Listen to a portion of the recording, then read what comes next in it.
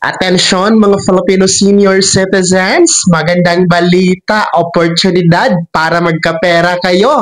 Ibibigay ng pamahalaan sa pamamagitan ng NCSC. Pag-uusapan natin dito sa video.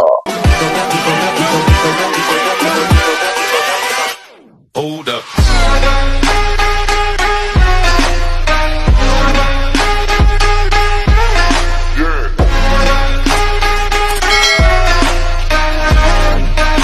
Hello mga ka-vlogs! Welcome dito sa aking YouTube channel. Magandang araw po sa lahat ng mga manonood. Saan po kayong dako sa mundo? Kumusta mga ka-vlogs?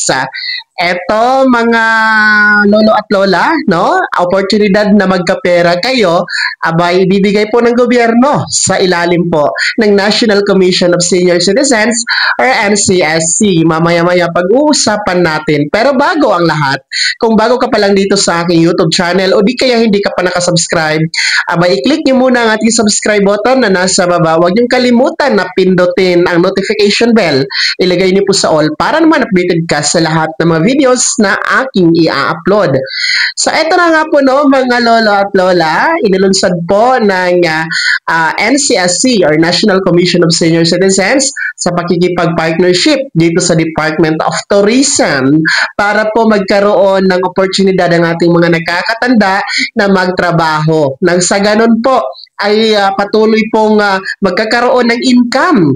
Magkakapera po ang ating mga lolo at lola kahit po senior citizen na o kahit retired na po kayo.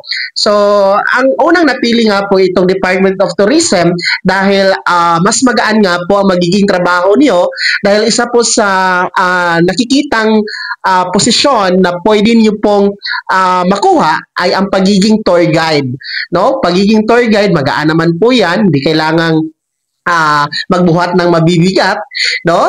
At saka may training naman po sa pamamagitan po ng pagkikipag-partnership din po sa TESDA. Kaya naman po malaking oportunidad ito, no? Dahil sa ibang bansa naman kahit senior citizen maaari pang magtrabaho as long as malakas pa, as long as capable pa at kayang-kaya pa sa katawan.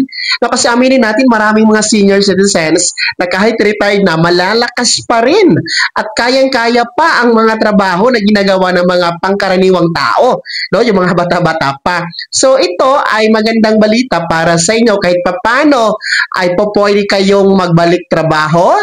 Hindi lamang po basta-basta trabaho ha, dahil magiging magkaroon kayo ng pinansyal na pagkakakitaan, no? Pandustos sa inyong pangangailangan, pambili ng gamot, pampa-check up. Of course, so hindi kayo magde-depend sa sustento from the family and kahit may pensyon kayo naman, kulang-kulang na pa rin yan sa panahon natin ngayon na ang taas ng inflation. Kaya ang NCSC po ay nakikipag-coordinate sa mga iba't ibang ahensya ng gobyerno katulad ng Department of Tourism and kahit sa mga private businessman sectors, no, gaya ng mga hotels, no, ay nakikipag-coordinate po ang NCSC.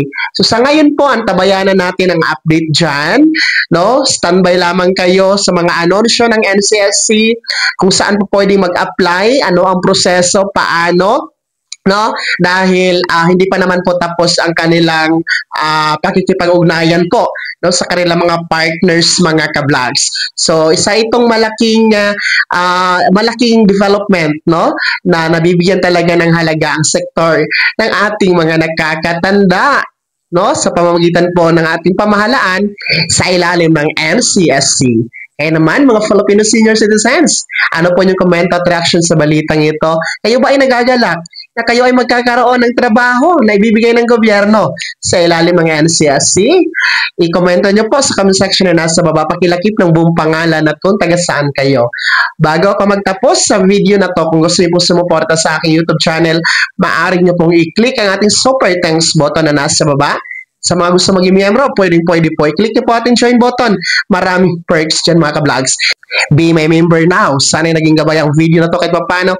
Pag-uusapan natin ang mga mahalagang bagay-bagay na may kinalaman sa ayuda, programa at benepisyo ng mga senior citizen.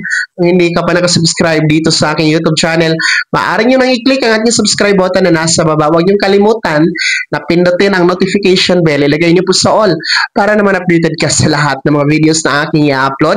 Maaari nyo rin i-like ang video na to at kung meron ka pa mga katanungan, maaari nyo i-comment sa comment section na nasa baba. Paki-follow na din po ang aking official Facebook page na nasa screen nyo. Muli po, ako si Daniel Timpawa na nagsasabing dito sa aking YouTube channel, pawang katotohanan at lahat totoo lamang.